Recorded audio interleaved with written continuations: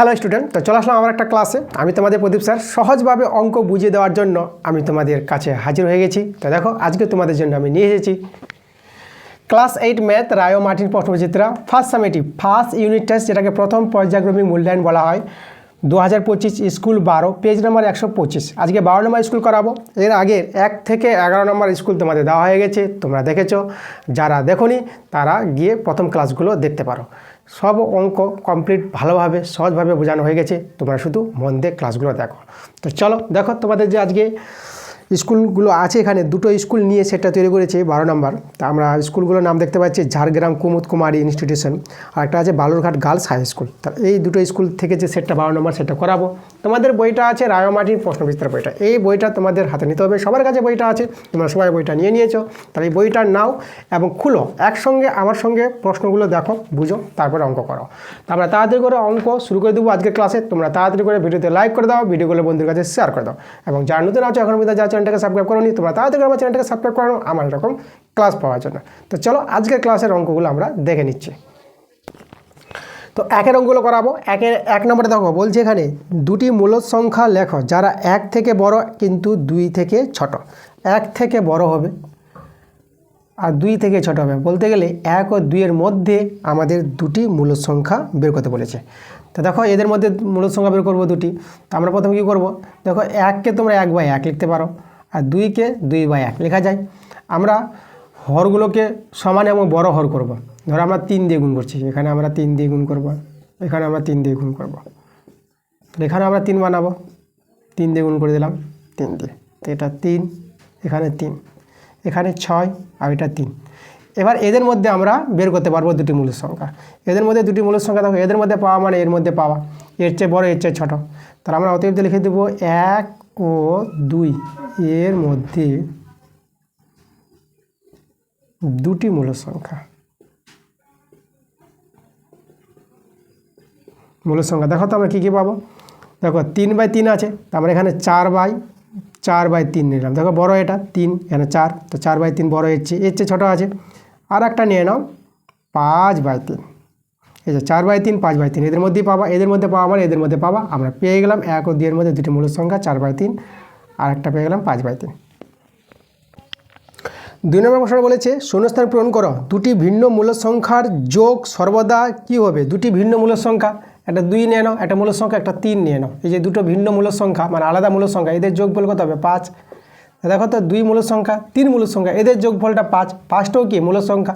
তো দুটি ভিন্ন মূলদ সংখ্যার যোগ সর্বদা মূলদ সংখ্যায় পাবো। তোমরা শূন্যস্থানে বসাবা মূলদ, ঠিক আছে। মূলদ সংখ্যা তো আছে, শুধু মূলদ হবে অ্যান্সারটা। 3 প্রশ্নটা দেখো আমাদের দেওয়া আছে x/a = 1/a - 1/x। এটা দেওয়া আছে, মান বের করতে বলেছে x × 1 - x এর মান কত হবে। তো আমরা প্রথমে করবো কি, এই যে সমীকরণটা আছে তোমরা এই সমীকরণকে ax দিয়ে গুণ করে দাও। তো দেখো আমরা করছি x/a আছে, তো গুণ করছো ax দিয়ে। তাহলে এখানেও 1/a আছে, গুণ করব ax মাইনাস 1/x আছে, গুণ করব ax। এই এক্সটা কী করে বুঝলাম, দেখো হরগুলোতে কে আছে, এ আর এক্স আছে, তাহলে আমরা ax দিয়ে গুণ করে দিলাম। তাহলে এখানে দেখো এ কেটে গেল, তো এখানে আমরা পেয়ে গেলাম s²। এখানে এ কেটে গেল, তো এখানে এক্স থেকে গেল, মাইনাস এখানে এক্স কেটে গেল, তাহলে এটা মাইনাস এ থেকে গেল। আচ্ছা এক্সটাকে আমরা বাদিকে নিয়ে আসি, বা s², এটা -x, এটা মাইনাস এ থেকে গেল। এবার এখান থেকে দেখো তো এক্স কমন নেওয়া যাচ্ছে, তো এক্স কমন নাও, তো এটা পেয়ে যাবা এক্স, এটা -1 মাইনাস। ওকে, এবার দেখো এখানে আমাদের এই যে x × 1 - x আছে, তাহলে এর মানটা দরকার, 1টা আগে দরকার। তাহলে আমরা 1টাকে যদি আগে করি, তো দেখো তো আমরা কী হয়ে যাবে, তাহলে এটাকে যদি আগে করি তাহলে এই যে x একটা মাইনাস বের করে দিতে হবে, তো যে 1 - x, তারপর এটা করতে পারবা।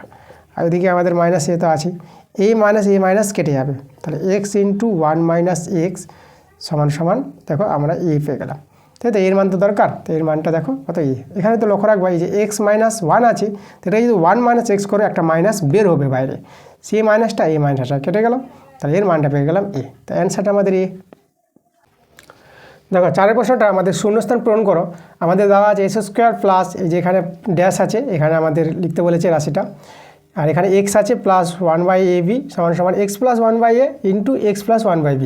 তো আমরা প্রথমে কী করবো, দেখো এখানে ডান দিকে আমরা এটা রাশি রাশি গুণ করব। তো দেখো রাশি রাশি গুণ কীভাবে করি, এক্স দিয়ে গুণ করো এটাকে, তাহলে এক্স এসে গুণ করলে এস স্কোয়ার প্লাস আর এটা এর সঙ্গে গুণ করলে তোমরা পেয়ে যাবে দেখো এক্স বাই বি, মানে এক্সটা 1-এর সঙ্গে গুণ করে এক্স বাই বি। ওকে, আচ্ছা চলে এসো এখানে প্লাস এই যে 1/a আর এক্স আছে, তাহলে এখানে এক্স বাই এ পেয়ে যাবা প্লাস আর 1/a 1/b, তো এটা 1/ab পেয়ে যাবা এস স্কোয়ার প্লাস দেখো এখানে আমরা এই যে দেখো এটাকে 1/b প্লাস 1/a করে দিলাম আর এক্সটা এই যে কমন নিয়ে নিলাম, এখান থেকে এক্স কমন নিয়ে এভাবে দাঁড়িয়ে গেল প্লাস 1/ab। একটু সাজিয়ে লিখি আমরা এস স্কোয়ার প্লাস আগে 1/a লিখলাম প্লাস 1/b লিখে দিলাম পরে এক্স প্লাস 1/ab। এবার দেখো তো কম্পেয়ার করো, তুলনা করে দাও, দেখো এস স্কোয়ার মিলে গেল, দেখো এই এক্সটা এটা মিলছে প্লাস 1/ab মিলছে, তাহলে এই জায়গায় শূন্যস্থানে কত বসবে 1/a প্লাস 1/b, তাহলে এখানে আমাদের বসবে এই যে 1/a প্লাস 1/b, এটা আমাদের বসবে, বাইরে এক্স আছে, তো অ্যান্সার আমাদের এটা 1/a প্লাস 1/b। দেখো 5-এর প্রশ্নটা আমাদের আছে এই যে 79.84 তার পাওয়ারের 0 আছে ইন্টু আবার 79.1 পাওয়ারের 0 আছে। তাহলে দেখো আমাদের জানতে হবে পাওয়ারের 0 থাকা মানে সেই মানটা আমাদের করতে হবে 1 হয়ে যাবে, তাহলে এই মানটা 1 করতে পারবো, পাওয়ার 0 আছে এটা 1 হয়ে গেল ইন্টু আর এর মান দেখো পাওয়ারের 0, তো এই মানটাকে আমরা 1 লিখে দেবো আর 1 গুণ করলে কত হবে 1, তাহলে অ্যান্সার আমাদের 1 হয়ে গেল। 6-এর প্রশ্নটা বলছে প্রদত্ত জ্যামিতিক চিত্রে এক্সের মান নির্ণয় করো। এই যে আমাদের ছবিটা দেওয়া আছে, এখান থেকে এক্সের মান বের করতে বলেছে। তো দেখো তো আমাদের এই যে এটার নাম এ বি আছে, এই যে এ বি একটা সরলরেখা আর এটা আমাদের ও বিন্দু আর এখানে আছে সি আর এটা আছে আমাদের ডি বিন্দু। তাহলে দেখো তো এই যে এ বি সরলরেখা সরল কোণ 180 ডিগ্রি, সেই কোণগুলো আমাদের যে ভাগ হয়েছে x degree 80 degree 3x degree, তাহলে এদের যোগফলটা আমরা কত পাবো 180 ডিগ্রি, যেহেতু এ বি সরলরেখা আছে। তাহলে এখানে তোমরা এই যে 3x আছে 3x ডিগ্রি যোগ 80 ডিগ্রি যোগ এক্স ডিগ্রি, এই তিনটা কোণ মিলে আমাদের কত হবে সরল কোণটা 180 ডিগ্রি, তাহলে এখানে তোমরা 180 ডিগ্রি সমান করতে পারবা। সমাধান করে এক্স মান বের করে নাও, 3x আর এক্সে 4x ডিগ্রি, 80টা ওদিকে গিয়ে বিয়োগ হয়ে যাবে, তা দেখো এখানে 180 ডিগ্রি আছে আর এদিকে 80টা বিয়োগ হবে 4x ডিগ্রি, এটা পেয়ে যাবে 100 ডিগ্রি, 4 দিয়ে কাটারে করো, তাহলে এটা 4 2 8 আর 4 5 20, তা দেখো আমরা এক্স ডিগ্রি সমান কত পেয়ে গেলাম 25 ডিগ্রি পেয়ে গেলাম, তাহলে এক্সের মান 25 ডিগ্রি, এটা আমাদের অ্যান্সার। আর দেখো 7-এর প্রশ্নটা বলছে সত্য বা মিথ্যা লেখো, একটি সূক্ষ্মকোণ বা স্থূলকোণ পরস্পর পূরক কোণ হতে পারে। একটি বলেছে কোণ, একটি সূক্ষ্মকোণও আমাদের পূরক কোণ হবে না আর একটি স্থূলকোণ আমাদের পূরক কোণ হবে না। পূরক কোণ হতে গেলে কমপক্ষে দুটো কোণ দরকার, তারপরে পরস্পরে পূরক কোণ বলতে পারবো। পূরক কোণ বলতে দেখো যেটা বলবো আমরা একটা 50 ডিগ্রি কোণ, তাহলে এই কোণের পূরক কোণটা তোমরা 40 ডিগ্রি পেয়ে যাবা, কারণ এদের যোগফলটা কত হবে আমাদের 90 ডিগ্রি হবে। দুটি কোণের যোগফল যদি 90 ডিগ্রি হয় তখন একটি কোণকে অপর কোণের পূরক কোণ বলা হয়। তাহলে একটি সূক্ষ্মকোণ, তুমি সূক্ষ্মকোণ যাই নাও না কেন পূরক কোণ তো হবে না। দেখো সূক্ষ্মকোণ কী হয় 1 ডিগ্রি থেকে শুরু করে চলছে কোণগুলো 89 ডিগ্রি অবধি, 1 degree 2 degree 3 degree 4 degree 5 degree, তাই না? তো আমরা কত পাবো 89 ডিগ্রি অবধি। তা দেখো তো 90 ডিগ্রি তো আসছে না, দেখো পূরক কোণ বলতে 90 ডিগ্রিকে বোঝায়, এই যে 90 ডিগ্রি যখন আসবে তখন আমরা বলবো পূরক কোণ। তাহলে এখানে তো সূক্ষ্মকোণের ক্ষেত্রে আমরা দেখতে পাচ্ছি না, এটাতে আমাদের 90 ডিগ্রি আসছে না।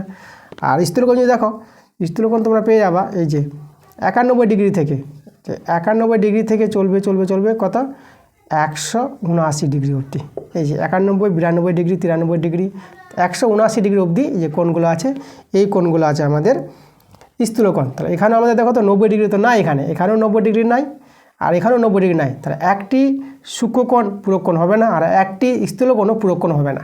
তাহলে এখানে বলেছে কোণ হতে পারে বলেছে, কিন্তু এখানে না হতে পারে না, মিথ্যা হবে অ্যান্সারটা। তো তোমরা অ্যান্সার মিথ্যা লিখে দেবা, মিথ্যা। দেখো 8-এর প্রশ্নটা আমাদের বলছে একটি বর্গাকার ক্ষেত্রের একটি বাহুর দৈর্ঘ্য বলে দিয়েছে, একটি বাহুর দৈর্ঘ্য এখানে বলেছে 2p -3, এটা হচ্ছে বর্গক্ষেত্রের একটি বাহুর দৈর্ঘ্য, আর পরিসীমা বলে দিয়েছে 12 একক, পরিসীমা কত বলেছে 12 একক। তাহলে পি এর মান কত? আচ্ছা দেখো আমাদের এখানে একটি বাহু দৈর্ঘ্য দেওয়া আছে, তাহলে বর্গক্ষেত্রের পরিসীমা পেয়ে যাবো, বর্গক্ষেত্রের পরিসীমা সূত্র, তো এই যে বর্গক্ষেত্রের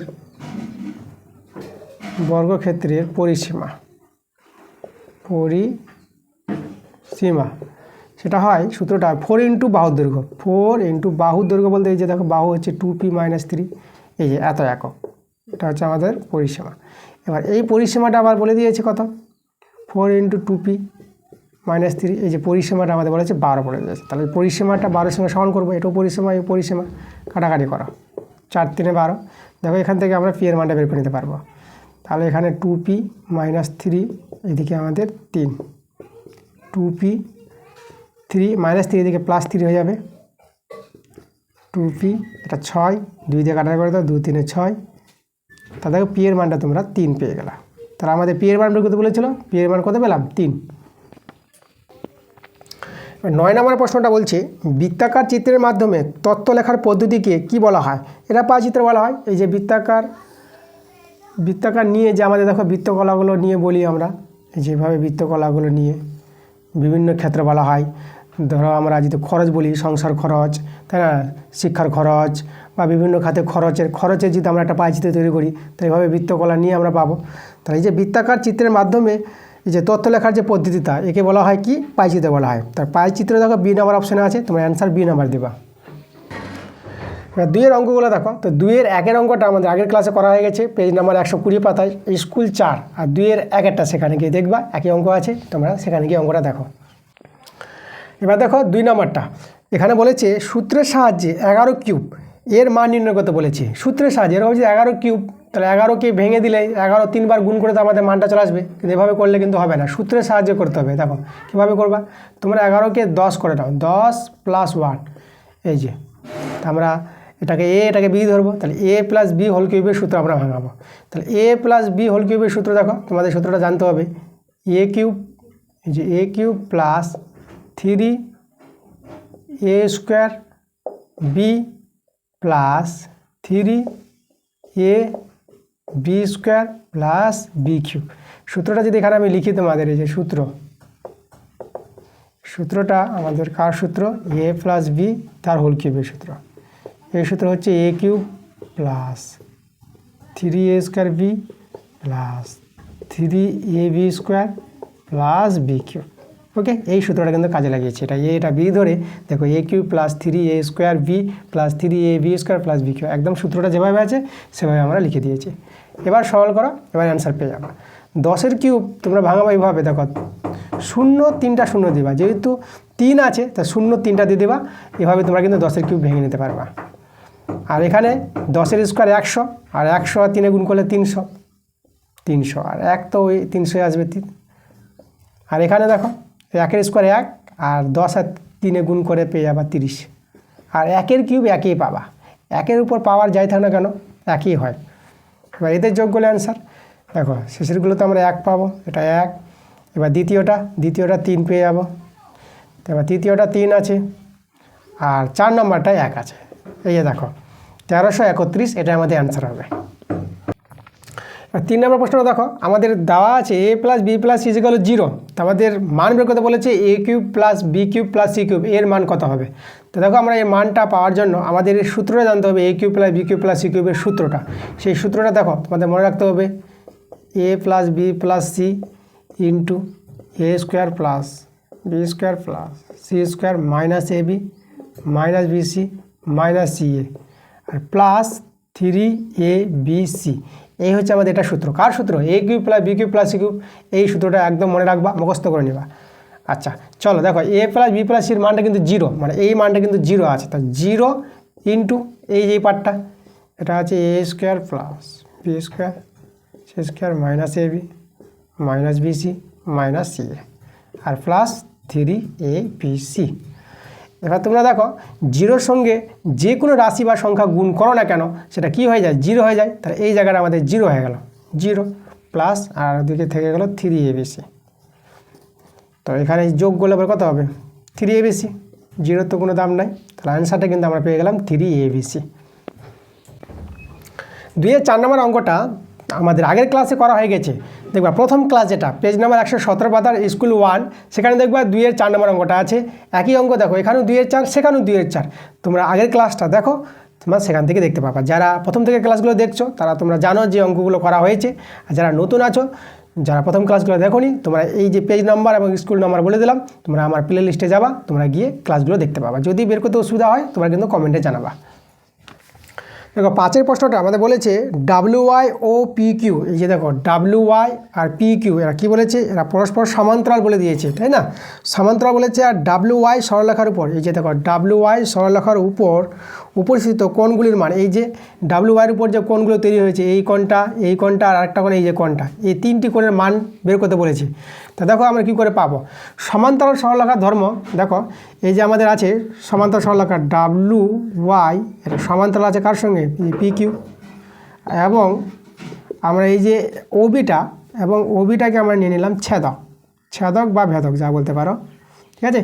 তা দেখো তো এখানে একান্তর কোণ তৈরি হয়েছে, এই কোণটার সঙ্গে এই কোণটা একান্তর কোণ হবে, তাহলে একান্তর কোণ সমান হবে। তাহলে এই দেখো তো এই যে এক্সের মানটা আমরা, এই যে X ডিগ্রিটা আমরা কত পেয়ে যাবো, 30 ডিগ্রি পেয়ে যাবো। এই কোণটা হবে আমাদের কত, 30 ডিগ্রি। একান্তর কোণ সমান হয়। আর এবার দেখো তো এটা যেহেতু X 30 ডিগ্রি হয়, তাহলে এটা কোথায় হবে, এটা হবে আমাদের 2X আছে, তাহলে 2X ডিগ্রি হবে, 2 × X এর মানটা 30 ডিগ্রি, তো এটা কোথায় হবে, এটা হবে আমাদের 60 ডিগ্রি।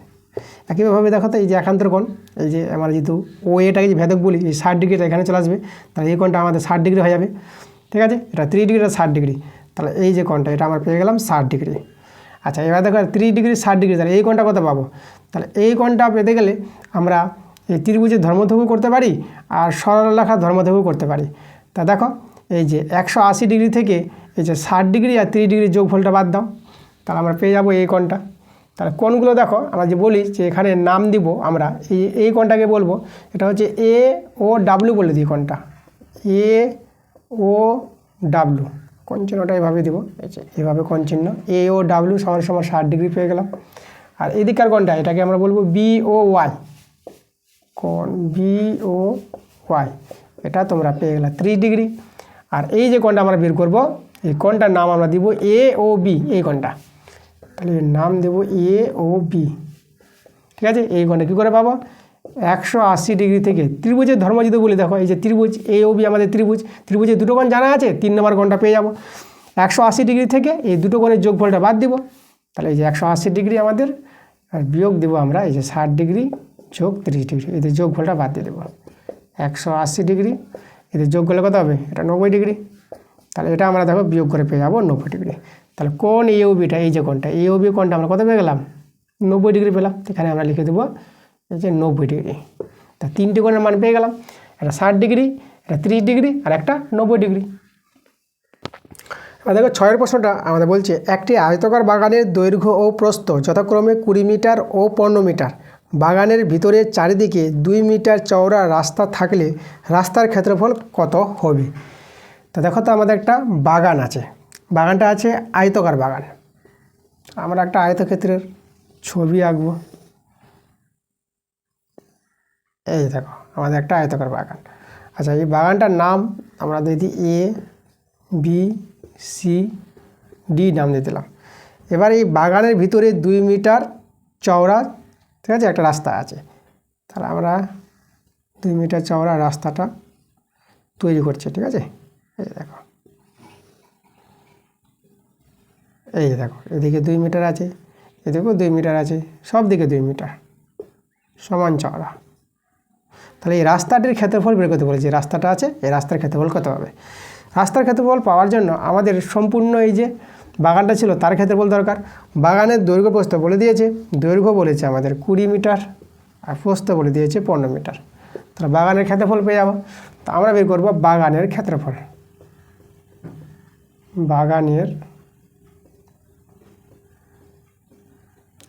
বাগানের ক্ষেত্রফলের সূত্র দৈর্ঘ্য ইন্টু প্রস্থ, 20 × 15 বর্গ মিটার। এটা গুণ করে নাও, 15 দিয়ে 30, এই শূন্যটা বসে গেল, তাহলে 300 বর্গ মিটার। এবার রাস্তা ছেড়ে আমরা এই যে রাস্তা ছেড়ে যে ভিতরে যে জায়গাটা আছে তার আমরা ক্ষেত্রফলটা বের করার চেষ্টা করব। তা দেখো তো রাস্তা বাদে বাগানের ক্ষেত্রফলটা আমাদের কত হবে? তা আমরা বলবো রাস্তা বাদে বাগানের ক্ষেত্রফল। তা রাস্তা বাদে বাগানের দৈর্ঘ্য প্রস্থ আগে বের করতে হবে। রাস্তা বাদে বাগানের দৈর্ঘ্য দেখো রাস্তা বাদে বাগানের দৈর্ঘ্যটা কত পাবা, এই যে মানটা এখান থেকে এটা দেখো, এইটুকু তো আমাদের 20 থেকে এখান থেকে 2 বাদ যাবে, এদিক থেকে 2 বাদ যাবে, 2 2 4 বাদ দিতে হবে, 20 থেকে 2 যোগ 2 এতটা বাদ দিতে হবে, এত মিটার। এভাবে আমরা রাস্তা বাদে আমরা বাগানের দৈর্ঘ্য বের করতে পারবো। 20 এটা 4 মিটার, এটা বিয়োগ করে কত হবে, 20 থেকে 4 বাদ দিলে 16 মিটার। এবং প্রস্থ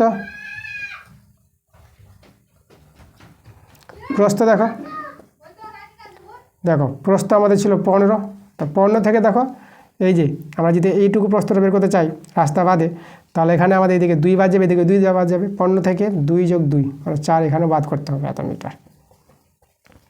15 থেকে 4 বাদ যাবে, তো 15 থেকে 4 বাদ দাও, তাহলে 11 মিটার পেয়ে যাবা। তাই দৈর্ঘ্য প্রস্থ পেয়ে গেলাম, রাস্তা বাদে বাগানের দৈর্ঘ্য প্রস্থ। আচ্ছা, এখন আমরা রাস্তা বাদে বাগানের ক্ষেত্রফল বের করব। তো আমরা লিখব, এখানে লিখি, অতএব রাস্তা বাদে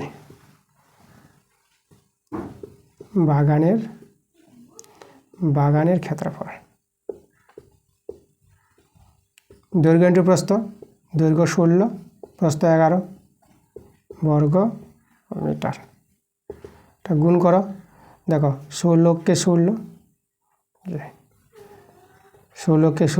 আবার 16 কে 16, হাতে 1 ছিল, তা আমরা কোথায় হয়ে যাবো, 17 হয়ে যাবে। এই যে 176, বা 11 দিয়ে গুণ করতে পারো, 11 6, এই যে 11 66 6, আর হাতে থাকলে 6, 11 11 11 6 যদি দিকে গুণ করতে পারো, তাহলে 176 বর্গ মিটার। এবার আমরা বের করতে পারবো রাস্তার ক্ষেত্রফল। অতএব রাস্তার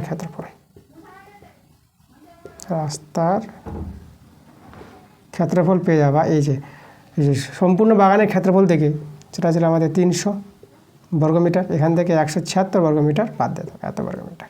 তাই বিয়োগ করে অ্যান্সার পেয়ে যাবো। এটা বিয়োগ করে এটা 4 হবে, দেখো 6 × 10, এটা 9 হয়ে গেল, 7 কত হলো 9, 2 দিলে এটা আমাদের 2 হয়ে গেল, 1 কত হলো 2, 1 দিলে 124 বর্গমিটার। এটাই আমাদের রাস্তার ক্ষেত্রফল। এবার দেখো 3-এর প্রশ্নগুলো। 3-এর 1-এর প্রশ্নটা আমাদের আগের ক্লাসে করা হয়েছে, তোমাদের যেতে হবে পেজ নাম্বার 121 পাতা, স্কুল 6 নম্বর, সেখানে দেখবে 3-এর অথবা অঙ্কটা আছে, একই অঙ্ক, তোমরা সেখানে গিয়ে অঙ্কটা দেখে নাও। এবার দেখো 3-এর 2 নম্বর অঙ্কটা আমাদের বলেছে ভাগফল ও ভাগশেষ বের করতে বলেছে। তো এখানে আমাদের ভাজকটা আগে লিখি, ভাজকটা আছে 9s² + 5, এটা হচ্ছে ভাজক, আর ভাগশেষ এটা আছে 63x, ভাগশেষ বলছি সরি, এটা ভাজ্য, এটা হচ্ছে ভাজক, এটা হচ্ছে ভাজ্য। আর এখানে দেখো 63s² - 19x - 20, এটা দিয়ে ভাগ করবো আমরা। এই যে মানে ছোটোটা আগে লিখো এখানে, আর যেটা বড় আছে ওটা ভাজ্য, এটাকে আমরা এখানে লিখবো, এটা হচ্ছে ভাজক, এটা হচ্ছে ভাজ্য। ওকে, ভাজক দিয়ে ভাজ্যকে ভাগ করতে হয়। চলো আমরা ভাগটা করি। দেখো আমাদের ভাগ করার নিয়ম যে 63s² আছে, আমরা এমন কিছু দিয়ে গুণ করো একে যেন 63s² হয়ে যায়। s² তো মিলে গেছে, তাহলে আমাদের দেখো 7 দিয়ে গুণ করলে 7 নং 63, তাহলে 7 দরকার 7, তাহলে এখানে আমরা পেয়ে যাবো 63s²। এবার এর সঙ্গে করলে এর সঙ্গে করতে হবে, তা দেখো এটা আমাদের যে গুণ করি 7 5 35, +35, সংখ্যা নিচে সংখ্যা বসিয়ে দাও, এই যে +35 এখানে বসিয়ে দাও। এবার সাইন চেঞ্জ করবা, যেহেতু প্রথমটাকে কাটাতে হবে সবসময়, তার প্লাস আছে তার মাইনাস, তাহলে এখানে আমাদের মাইনাস হবে, ঠিক আছে। এই যে নিচেরগুলো হবে এ না আবার, ঠিক আছে, এটার চিহ্ন চেঞ্জ আর এরও চিহ্ন চেঞ্জ, এটাটা কেটে গেল, এখানে -19x আমাদের নেমে গেল, আর এটা যোগ বিয়োগ করে নাও, এটা দেখো যোগের কাজ হবে, দুটোই বিয়োগ চিহ্ন হয়ে গেছে, চিহ্ন এখন তোমাকে এটা দেখতে হবে, প্লাসটা দেখবা না, তাহলে চিহ্ন বিয়োগ দিলাম, বিয়োগ চিহ্ন আছে বলে যোগ করে নাও, এটা 5 আর এখানে 5, তো দেখো 95 পেয়ে গেলাম। তাহলে ভাগফল কত পেলাম, তাহলে অতএব ভাগফল আমরা পেলাম 7 এবং ভাগশেষ পেয়ে গেলাম -19x আর -55, তাই তো, এটা আমাদের অ্যান্সার। এবার দেখো 4-এর অঙ্কগুলো আছে, আমাদের পাইচিত্রের অঙ্কগুলো আছে। পাইচিত্রের অঙ্ক কীভাবে করতে হয় প্রথম ক্লাসে আমি দেখিয়ে দিয়েছি, তোমরা প্রথম ক্লাসটা দেখো, তোমরা কিন্তু বুঝতে পারবা পাইচিত্রের অঙ্ক কীভাবে করতে হয়। তবু তোমাদের যদি দরকার পড়ে তোমরা কমেন্টে জানাবা আমাকে। এবার চলে যাবো 5-এর। দেখো 5-এর অঙ্ক আমাদের জ্যামিতিক চিত্র, যেটা আমাদের রম্বস তৈরি করতে বলেছে, এই রম্বস চিত্রটা আমরা তৈরি করেছি, প্রথম ক্লাসেই করা হয়ে গেছে, তোমরা প্রথম ক্লাসে গেলে পরে তোমরা এটা পেয়ে যাবা। এই অঙ্কটা আমাদের দেখো এই যে রম্বসটা তৈরি করা হয়েছে, তো তোমরা প্রথম ক্লাসে গিয়ে দেখে নিবা। তা ঠিক আছে, এই ছিল আমাদের আজকের ক্লাসের অঙ্কগুলো। সম্পূর্ণ অঙ্কগুলো করে দিয়েছি, তোমরা মনোযোগ সহকারে ক্লাসগুলো দেখো, সব অঙ্ক বুঝতে পারবা। যদি কোনো জায়গায় সমস্যা হয় তোমরা কমেন্টে জানাবা। তা দেখা হচ্ছে তোমাদের সঙ্গে আবার পরের ভিডিওতে। তোমরা সবাই ভালো থেকো।